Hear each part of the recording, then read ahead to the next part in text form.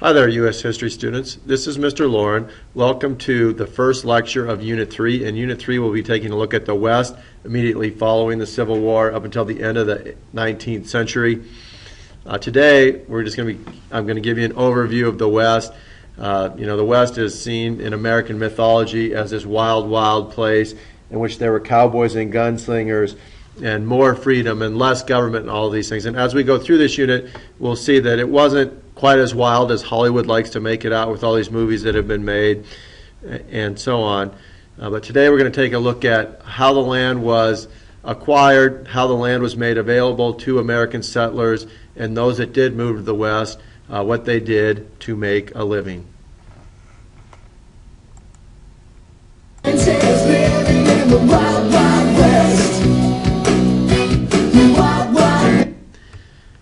To begin with, when we talk about the West, we must take a look at manifest destiny, which is how all this land came to be part of America. And manifest destiny, of course, was a belief that Americans had that it was their destiny, their fate to control all the land between the Atlantic and the Pacific.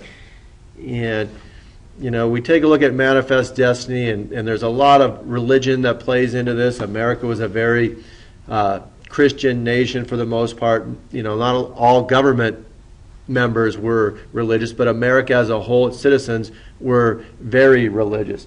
And also, this idea of America being blessed and the American people blessed, and kind of America with this superiority complex that, we are a blessed people and we're different than the Native Americans and the Mexicans. And we are the chosen ones who can control this land better. So it doesn't matter if we need to do it through annexation or moving Native Americans onto reservations or breaking treaties, building railroads, all of these things that came with manifest destiny. They were all justified because of America being better than the rest.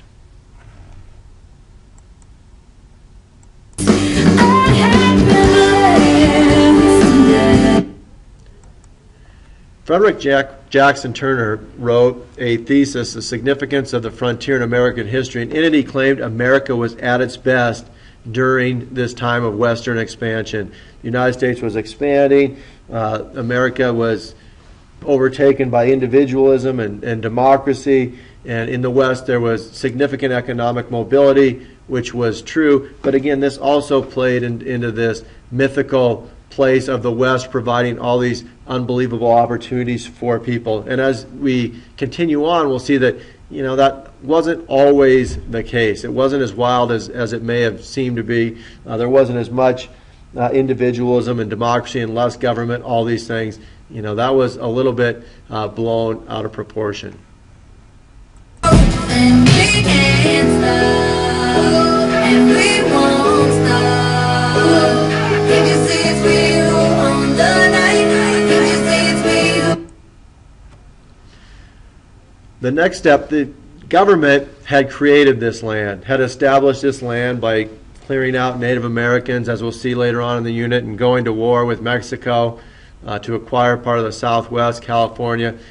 But that was the first step. Now they needed to go a step further and promote settlement of this land. They needed Americans to move out there. And so they attempted two ways of accomplishing this goal. And the first one, they were going to sell land for 50 cents an acre in the Morrill Land Grant. 50 cents an acre is relatively cheap. They felt that anybody could afford this, and it was obviously not going to be the rich people that were going to be moving out west. It was not going to be easy work to make a living out there. But the problem with the Morrill Land Grant was that the rich who ended up purchasing most of the land, and it did not accomplish the goal of providing settlement because they didn't move out there. They just bought this land as an investment with hopes of selling it later. So the government went back to the drawing board, and they came up with the Homestead Act, which was absolutely crucial, just an extension of manifest destiny, in which they were going to give the land away. But there were some stipulations, 160-acre plots to Americans that would move west, live on the land for 5 years, build a house, and cultivate it. And this was so successful that they eventually ran out of the millions of acres that they had set aside for this program. And there was so much demand that they continued to try to gain more land by narrowing down the Native American land to continue this program. So the Homestead Act is what really promoted settlement of the West. This is how most of the people that moved west, this is how they arrived in the West, and they were given the land. So it was a great opportunity for people to move out there. And here you can see, families moving west. Again, the West is kind of seen as cowboys and individuals going out west and trying to strike it rich with the miners, as we'll see a little bit later on. But a majority of those that moved west were families. Now we must address the significance of the railroads. The railroads were absolutely crucial in those moving west having any chance of succeeding. The railroads brought great economic viability to those in the West for two reasons. First of all, some of the very first people that moved out there were subsistence farmers. They were growing food for their family. But that changed shortly thereafter, and farming became a business. And in order to send their crops and cattle and livestock back to where the markets were back east, the railroad was necessary. It could get them back to where the markets were, where the population was living quickly. And secondly, it brought things that the Westerners needed, tools, machinery, so forth, that helped them out. So the railroads kind of tied the economy of the East and West together and made it a viable option.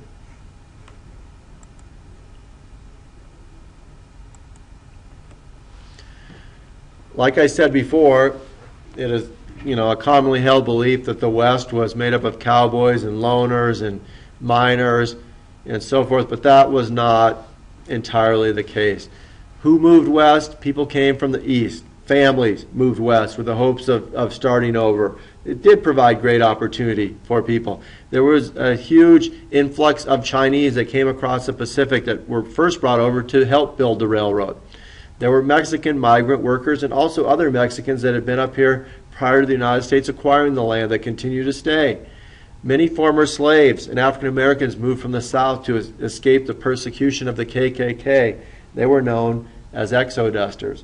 And also, it was advertised in Europe the availability of land. And if there was one thing that was not available in Europe, it was land. And so you had many from Ireland coming over after the Great Potato Famine, and many coming over from other European countries with the hopes of gaining some land. So it was a wide array of people that moved west.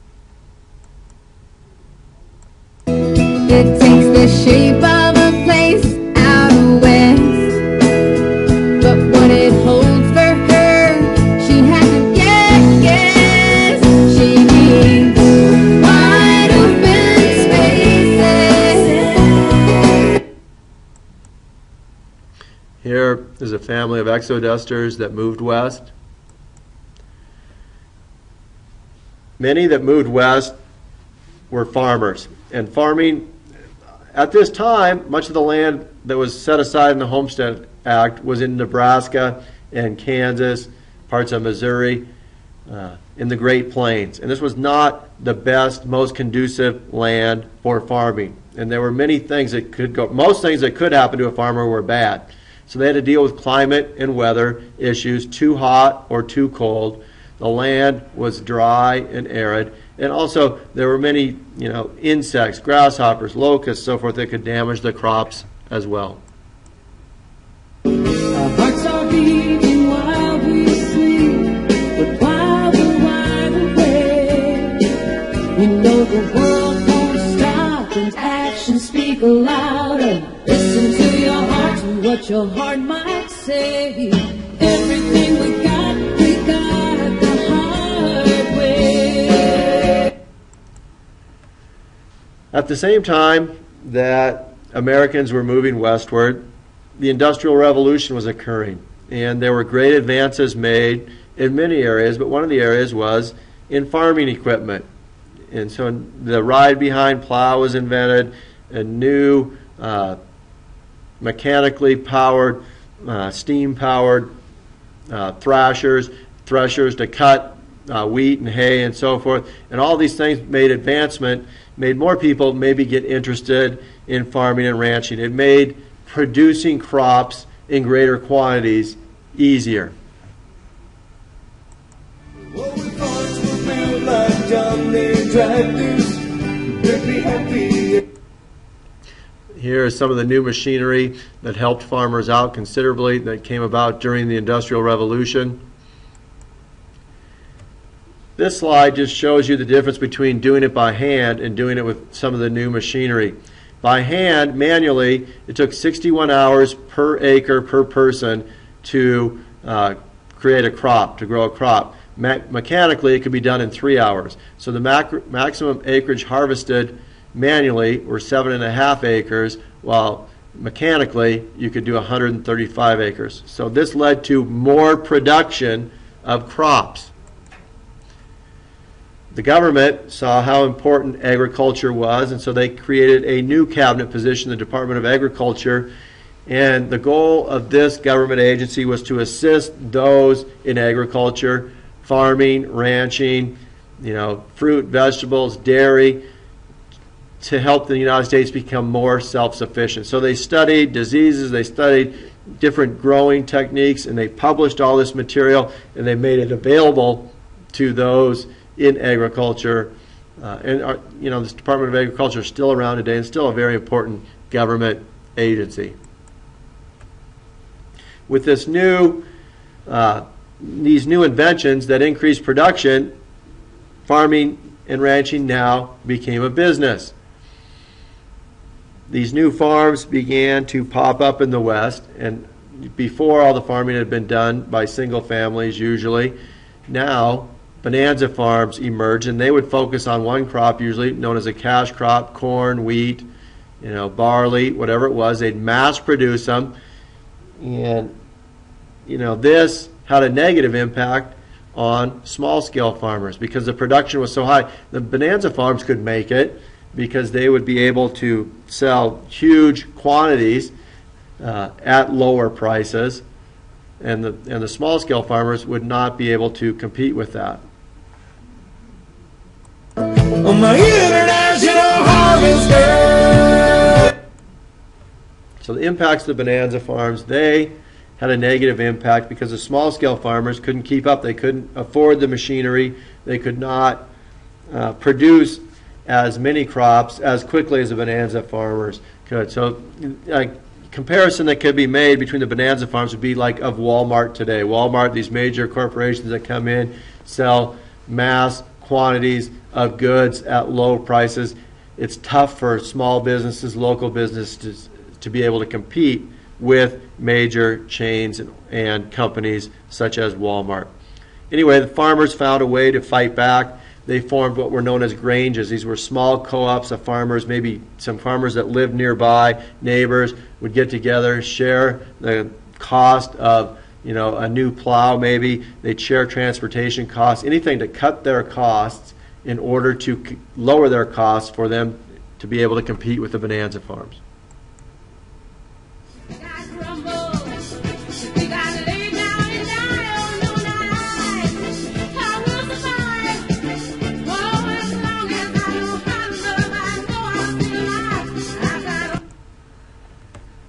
Ranching was also a major way that some of those that moved west made a living. Some of them were farmers and ranchers, some of them were just farmers, and some were just ranching.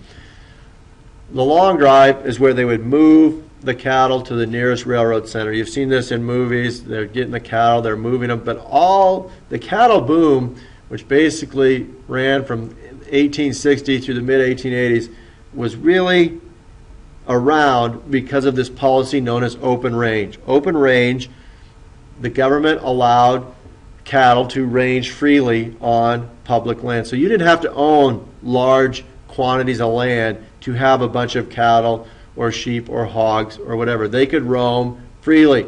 And this open range did cause some conflict between ranchers and farmers because cattle were kind of destructive to the farming land, trampled crops, and so forth. But eventually, this problem was solved by a simple invention of barbed wire. Okay. I should have been a cowboy. I should have learned to road ride. Wearing my 6-shoe, riding my pony on the cattle drive.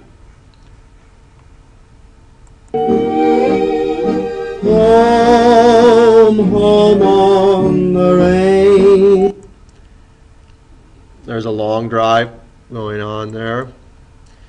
Finally, the last thing we need to take a look at was the impact of the miners. This is, the miners' saloons and houses of ill repute and all these things. It all started in 1848 when John Marshall discovered gold in California, and this led to the massive onslaught the following year of 1849 of thousands and thousands of people rushing to California with hopes of striking it rich, in which most of them did not. A few years later, the 59ers, Pikes Peak, gold was discovered in Colorado and Pikes Peak.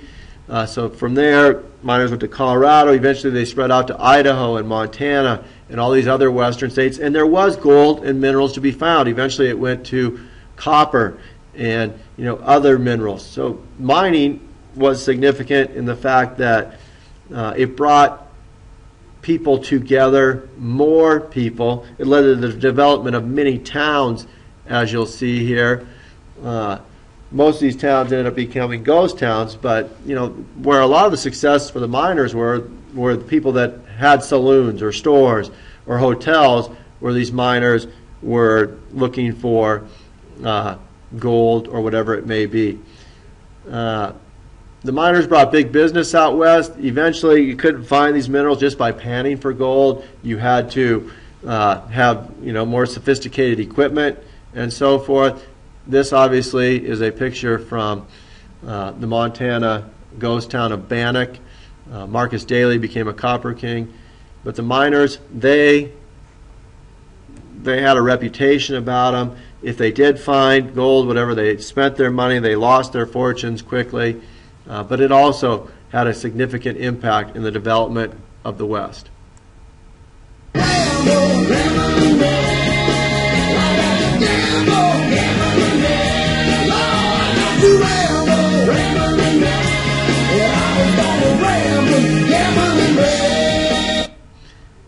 And that concludes Unit 3, Lecture 1 on the West. In the next lecture, we're going to take a look at the conflict that arose when more and more Americans began to try to settle in the West and their confrontations with the Native Americans.